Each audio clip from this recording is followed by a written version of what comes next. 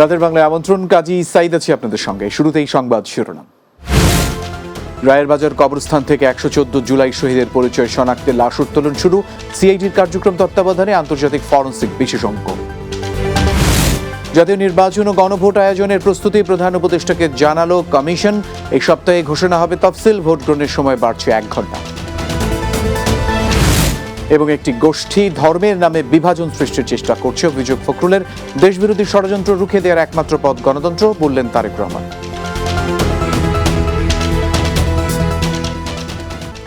এতক্ষণ শিরোনাম শুনছিলেন, চলুন বিস্তারিত খবরে। জুলাই গণঅভ্যুত্থানে শহীদ রায়ের বাজার কবরস্থানে দাফনকৃত অজ্ঞাত 114 জনের পরিচয় শনাক্তে ডিএনএ নমুনা সংগ্রহে মরদেহ উত্তোলন শুরু হলো আজ। আর্জেন্টাইন ফরেনসিক বিশেষজ্ঞ লুইস ফন ডি ব্রাইন্ডারের নেতৃত্বে সিআইডির ফরেনসিক টিমের তত্ত্বাবধানে শুরু হয় কার্যক্রম।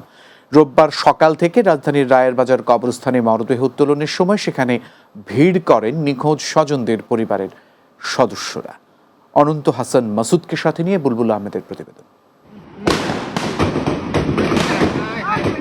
জুলাই আগস্টে ছাত্র জনতার গণ অভ্যুত্থানে পতিত ফ্যাসিস্ট শাসক শেখ হাসিনা ক্ষমতায় টিকে থাকতে নির্বিচার চালানোর নির্দেশ দেয়। গুলিতে প্রাণ হারানো শত শত মানুষের সবার পরিচয় পাওয়া যায়নি। জুলাই অভ্যুত্থানে শহীদ পরিচয় শনাক্ত না হওয়া 114 জনকে রায়ের বাজার কবরস্থানে দাফন করা হয়। অজ্ঞাতদের পরিচয় শনাক্তে আদালতের নির্দেশে কবর থেকে মরদেহ উত্তোলন করে নমুনা সংগ্রহের কার্যক্রম শুরু হলো রোববার।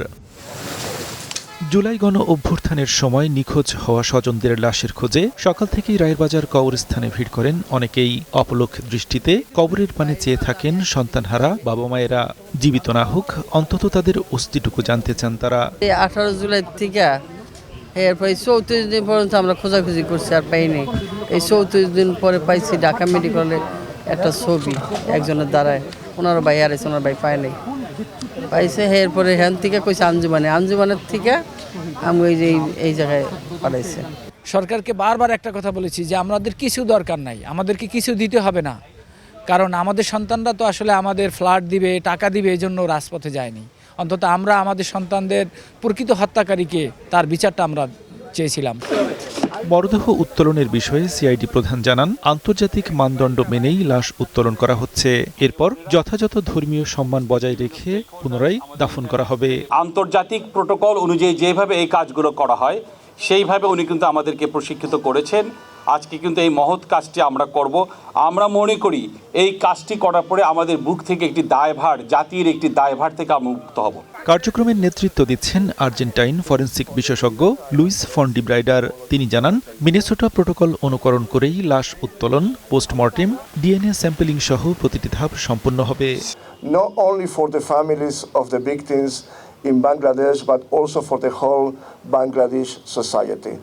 My work will be to guarantee the international standards are followed in this operation according to the international forensic rules. যত দ্রুত সম্ভব এই কার্যক্রম সম্পন্ন হবে বলেও জানানো হয় সংবাদ সম্মেলনে। বুলবুল আহমেদ, বাংলা টিভি, ঢাকা। প্রধান উপদেষ্টা অধ্যাপক ডক্টর মোহাম্মদ ইউনূসের সাথে সাক্ষাৎ করেছেন আজারবাইজানের রাষ্ট্রপতি এলহাম আলিয়েভের কন্যা লেইলা আলিয়েভা এবং আরজু আলিয়েভা। রোববার বিকেলে রাষ্ট্রীয় অতিথি ভবন যমুনায় সাক্ষাৎকালে দুই বন্ধুত্বপূর্ণ দেশের মধ্যে সাংস্কৃতিক, পরিবেশগত এবং জনগণের মধ্যে আদান প্রদান আরও গভীর করার উপায় নিয়ে আলোচনা করেন তারা। প্রধান উপদেষ্টা গত বছরের শেষ দিকে COP29 শীর্ষ সম্মেলনে বাকুতে তার সফর এবং রাষ্ট্রপতি আলিয়েভের সাথে তাঁর সাক্ষাতের কথা স্মরণ করেন।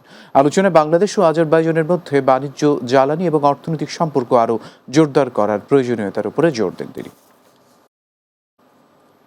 খাদ্য দূষণ প্রতিরোধ এবং জনস্বাস্থ্যের ঝুঁকি কমাতে জরুরি উদ্যোগ নেয়ার আহ্বান জানিয়েছেন প্রধান উপদেষ্টা অধ্যাপক ডক্টর মোহাম্মদ ইউনূস। রোববার দুপুরে রাষ্ট্রীয় অতিথি ভবন যমুনায় খাদ্যে বিভিন্ন ক্ষতিকর রাসায়নিক পদার্থের উপস্থিতি ও এর প্রেক্ষাপটে জনস্বাস্থ্যের ঝুঁকি মোকাবেলায় কার্যক্রম গ্রহণ এবং খাদ্যে ভেজাল প্রতিরোধের লক্ষ্যে অনুষ্ঠিত বৈঠকে তিনি এই নির্দেশনা দেন। তিনি বলেন, সকলকে একসঙ্গে এই সংকট মোকাবেলায় কাজ করতে হবে। বাস্তবায়নের দিকগুলো নিয়ে আলোচনা করে সরকার সিদ্ধান্ত নেবে কোনটি এখনই শুরু করা জরুরি। এবারে নির্বাচন প্রসঙ্গ।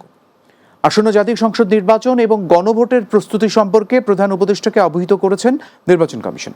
রোববার সন্ধ্যায় প্রধান নির্বাচন কমিশনার এএমএম নাসির উদ্দিনের নেতৃত্বে নির্বাচন কমিশনারগণ রাষ্ট্রীয় অতিথি ভবন যমুনায় প্রধান উপদেষ্টার সঙ্গে সাক্ষাৎ করেন। এ সময় নির্বাচন আয়োজনের অগ্রগতি সম্পর্কে সরকারকে অবগত করে কমিশন।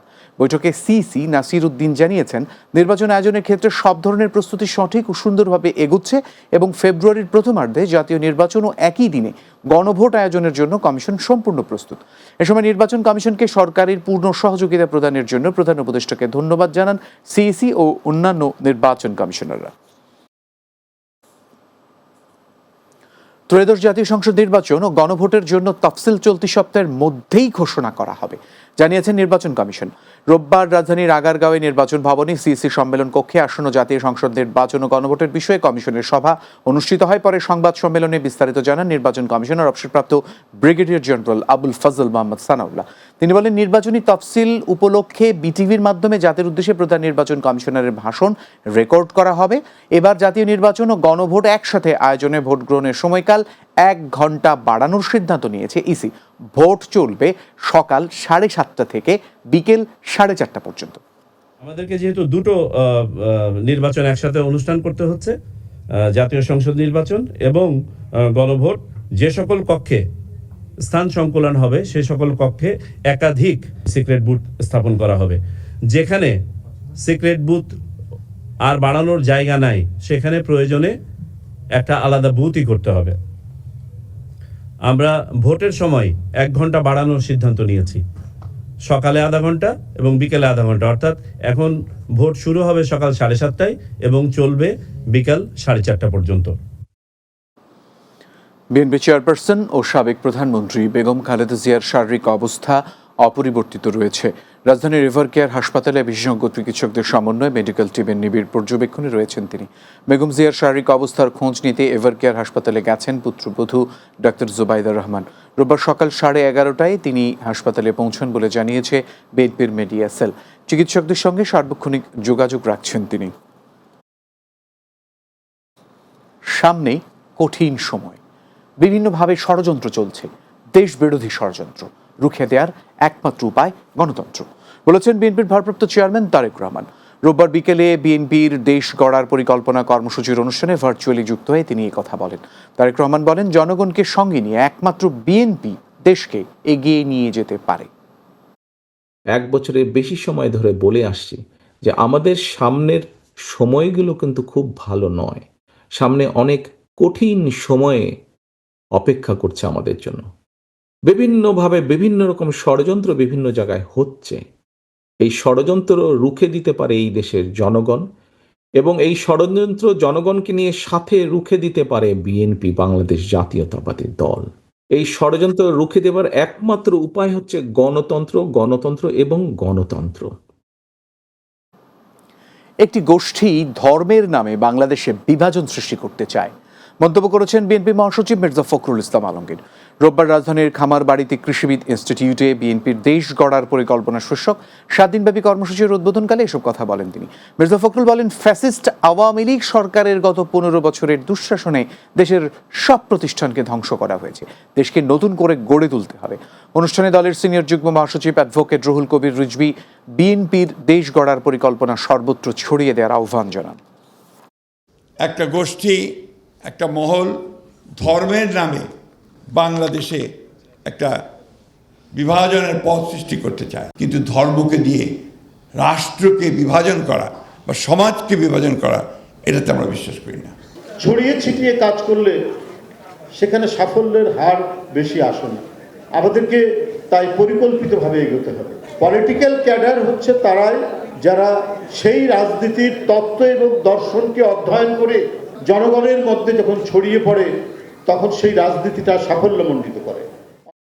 বিএনপি নির্বাচিত হলে নতুন প্রজন্মকে সঙ্গে নিয়ে ভবিষ্যৎ উন্নয়ন পরিকল্পনা বাস্তবায়ন করা হবে, জানিয়েছেন বিএনপির স্থায়ী কমিটির সদস্য মির্জা আব্বাস। রোববার বিকেলে বেগম খালেদা জিয়ার সুস্থতা কামনায় রাজধানীর মালিবাগে আবুজর গিফারি কলেজে আয়োজিত দোয়া ও মতবিনিময় সভায় যোগ দিয়ে একথা বলেন তিনি। এ সময় বেগম খালেদা জিয়ার রোগ মুক্তি ও সুস্থতার জন্য সবার কাছে দোয়া চান এই বিএনপি নেতা।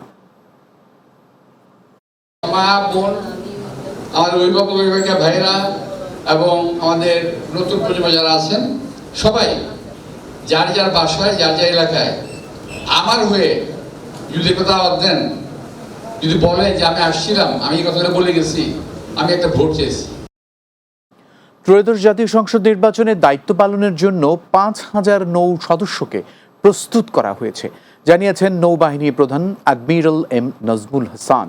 রোববার সকালে বাংলাদেশ নেভাল একাডেমিতে মিডশিপ প্যান 2023 ব্যাচের প্রশিক্ষণ সমাপনী রাষ্ট্রপতি কুচকাওয়াজে তিনি একথা জানান। নৌবাহিনী প্রধান বলেন, অবাধ সুষ্ঠু নির্বাচন অনুষ্ঠানে দায়িত্ব পালনে নৌবাহিনী সম্পূর্ণ প্রস্তুত। তিনি আরও জানান, বঙ্গোপসাগরের সমুদ্র সম্পদ আহরণ, ব্লু ইকোনমি বাস্তবায়নে অগ্রণী ভূমিকা পালনের পাশাপাশি বাংলাদেশের জলসীমায় নিরাপত্তায় নিয়োজিত রয়েছে নৌবাহিনী। একটি অবাধ, নিরপেক্ষ ও গ্রহণযোগ্য নির্বাচন অনুষ্ঠানের লক্ষ্যে নৌবাহিনীর প্রতিটি সদস্য সরকার ও নির্বাচন কমিশন কর্তৃক প্রদত্ত দায়িত্ব পালনে বদ্ধপরিকর। প্রয়োজনীয় সংখ্যক জাহাজ এবং ক্রাফট সহ আনুমানিক 5,000 নৌ সদস্যকে এই নির্বাচনকালে মোতায়েনের পরিকল্পনা গ্রহণ করেছি। রাতের বাংলায় বিরতি নিচ্ছি, এরপর আলোচনা থাকবে। এনসিপি, এবি পার্টি ও রাষ্ট্র সংস্কার আন্দোলন মিলে গণতান্ত্রিক সংস্কার জোটের আত্মপ্রকাশ, সংস্কারের পক্ষের শক্তিকে যোগ দেওয়ার আহ্বান।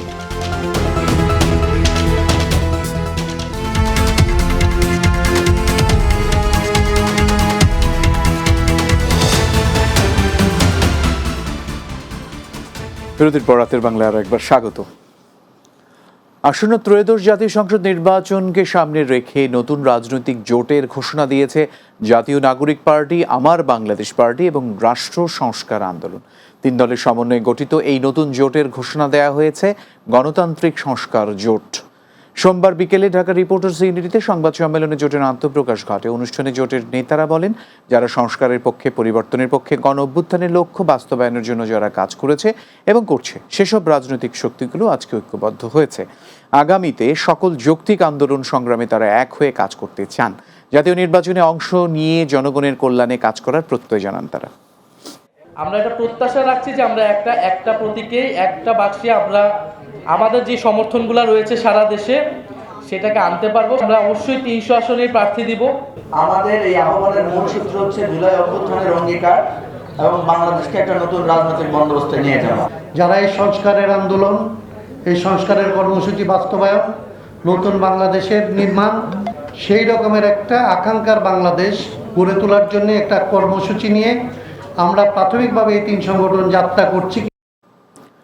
3 মাসেরও বেশি সময় বন্ধের পরে হিলি স্থল বন্দর দিয়ে ভারত থেকে পেঁয়াজ আমদানি শুরু হয়েছে। রোববার বিকেলে ভারত থেকে পেঁয়াজ বোঝাই ট্রাক বন্দরে প্রবেশের মধ্য দিয়ে এর কার্যক্রম শুরু হয়। প্রথম দিন রকি ট্রেডার্স নামের একটি আমদানিকারক প্রতিষ্ঠান 30 টন পেঁয়াজ আমদানি করে। এসব প্রতি টন পেঁয়াজ $245 মার্কিন আমদানি হচ্ছে। আমদানি বাড়লে দেশের বাজারে পেঁয়াজের দাম কমে আসবে বলে আশা প্রকাশ করেন আমদানিকারকরা। কারসাজি করে পেঁয়াজের দাম বাড়ানোর সঙ্গে জড়িত চক্র খুঁজে বের করে তাদের বিরুদ্ধে ব্যবস্থা নেওয়ার আহ্বান জানিয়েছেন কৃষি উপদেষ্টা অবসরপ্রাপ্ত লেফটেন্যান্ট জেনারেল মোহাম্মদ জাহাঙ্গীর আলম চৌধুরী। রোববার সচিবালয়ে কৃষি সম্প্রসারণ অধিদপ্তরের অতিরিক্ত পরিচালক ও উপপরিচালকদের সঙ্গে সভা শেষে কৃষির সার্বিক বিষয়ে প্রেস ব্রিফিংয়ে একথা বলেন তিনি। এ সময় কৃষি উপদেষ্টা বলেন, পেঁয়াজের দর কারসাজির সঙ্গে কৃষি কর্মকর্তারা কেউ জড়িত থাকলে তাদের চাকরি থাকবে না। কারসাজিগুলো করে কৃষকদের যেমন ঠকানো হচ্ছে, ভোক্তাদের আরও বেশি ঠকানো হচ্ছে। এই চক্রটা খুঁজে বের করতে হবে। এই কারসাজিগুলি করে কৃষকদেরও যেমন ঠকানো হচ্ছে, ভোক্তাদেরও আরও বেশি ঠকানো হচ্ছে। এই যে চক্রটা, এই চক্রটা আমরা খুঁজে বের করতে হবে। এই চক্রটা কিন্তু খুঁজে বের করতে আপনারা যদি একটু সহযোগিতা করেন, বেশি সময় দরকার হয় না। বাংলাদেশ ক্রাইম রিপোর্টার্স অ্যাসোসিয়েশনের উদ্যোগে ক্র্যাব ফেস্টিভ্যাল 2025 উদ্বোধন করা হয়েছে। রোববার দুপুরে ক্র্যাব মিলনায়তনে এই ফেস্টিভ্যালের উদ্বোধন করেন বাংলাদেশ জাতীয়তাবাদী দলের প্রচার সম্পাদক সুলতান সালাউদ্দিন টুকু। সাধারণ সম্পাদক এম বাদশার সঞ্চালনায় অনুষ্ঠানে সভাপতিত্ব করেন ক্র্যাব সভাপতি মির্জা মেহেদি তমাল। বিশেষ অতিথি হিসেবে উপস্থিত ছিলেন ঢাকা রিপোর্টার্স ইউনিটির সভাপতি আবু সালেহ আকন। ক্র্যাবের ক্রীড়া ও সাংস্কৃতিক সম্পাদক রাকিব মানিক এবারের ফেস্টিভ্যালের বিভিন্ন কার্যক্রম তুলে ধরেন। খেলা পরিচালনা করেন ক্র্যাবের সিনিয়র সদস্য শহীদুল ইসলাম। এ সময় অন্যদের মধ্যে উপস্থিত ছিলেন ক্র্যাবের সহ সভাপতি ওমর ফারুক আল হাদি, ক্র্যাবের সাবেক সভাপতি পারভেজ খান, ক্র্যাবের সাবেক সহ সভাপতি শাহিন আব্দুল বারী, ক্র্যাব সিনিয়র সদস্য মফিজুর রহমান, একরামুল কবির টিপু, ডিআরইউর সাবেক সভাপতি রফিকুল ইসলাম আজাদ ও জাতীয় প্রেস ক্লাবের কার্যনির্বাহী কমিটির সদস্য মোহাম্মদ মমিন হোসেন। এছাড়া আরও উপস্থিত ছিলেন ক্র্যাবের সাবেক সাধারণ সম্পাদক সরওয়ার আলম, আলাউদ্দিন আরিফ, আসাদুজ্জামান বিকু ও Sirajul Islam. Dhaka reporters unity DRU এর বিদায়ী কমিটির পক্ষ থেকে নতুন কমিটির কাছে দায়িত্ব হস্তান্তর অনুষ্ঠিত হয়েছে। রোববার ডিআরইউ এর শফিকুল কবির মিলনায়তনে এই আয়োজন করা হয়। বিদায়ী কমিটির সভাপতি আবু সালে আকনের সভাপতিত্বে অনুষ্ঠান শুরু হয়। সাধারণ সম্পাদক মাইনুল হাসান সোহেলের সঞ্চালনায় অনুষ্ঠানে বক্তব্য রাখেন পুনর্নির্বাচিত সভাপতি আবু সালে আকন ও সাধারণ সম্পাদক মাইনুল হাসান সোহেল। অনুষ্ঠানে বিদায়ী কমিটির সভাপতি ও সাধারণ সম্পাদক সহ নেতৃবৃন্দ নবনির্বাচিত কমিটিকে ফুলেল শুভেচ্ছা জানান। পরে নবনির্বাচিত সভাপতি ও সাধারণ সম্পাদক সহ অন্যান্যরা বিদায়ী কমিটির নেতাদের হাতে ক্রেস্ট তুলে দেন।